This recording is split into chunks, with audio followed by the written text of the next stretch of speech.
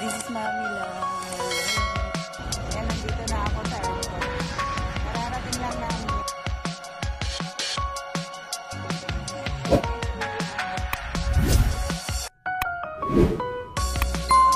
Naglimat simula nung ano. Hi! Hi! Hello! Yan. Ani!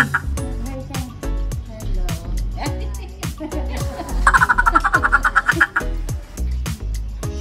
Ayan si Jenny. Tulog.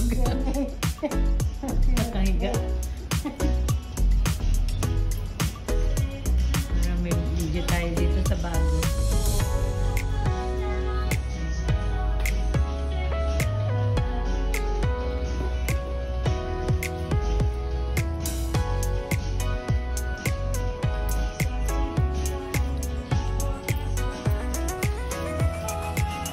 Marami din nagbalik dito na.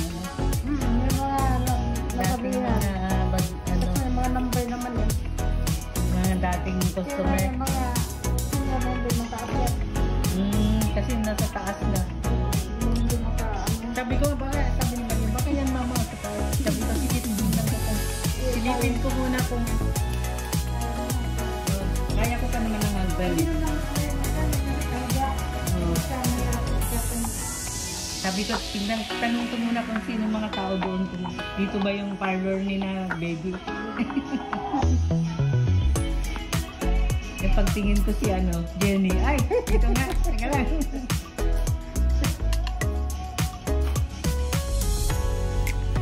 Tama pala.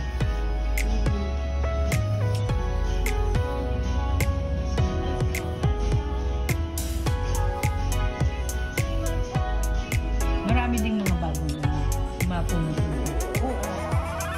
Mga taga rito. Wala na yata ang parlor dito. Kapot. Meron. Pero walang buhok. Sa ano lang. Puro manicure. Walang papaano sa buhok.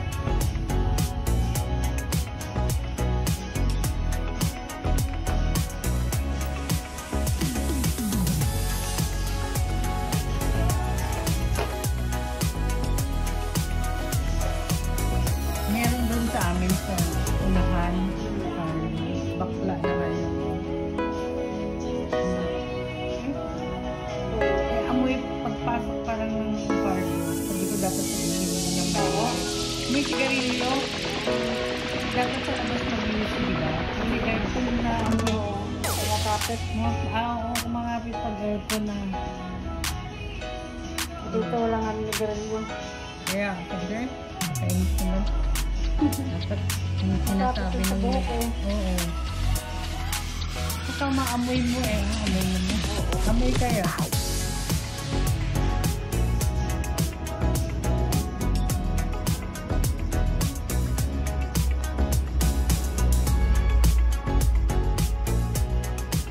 Alam ko na dito na ito si Mau.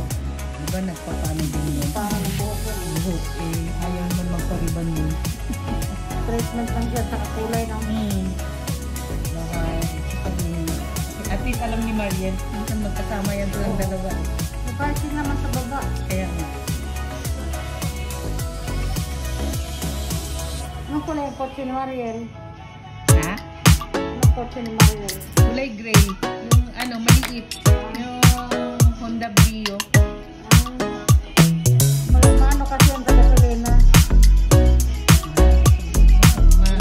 Matipid. Yung kay Maureen, di ba yun? Honda Jazz naman yun. Kabilis mo. Tapos Marvin, meron din. Meron. Honda Jazz din na puti.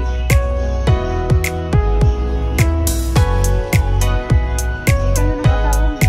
Yung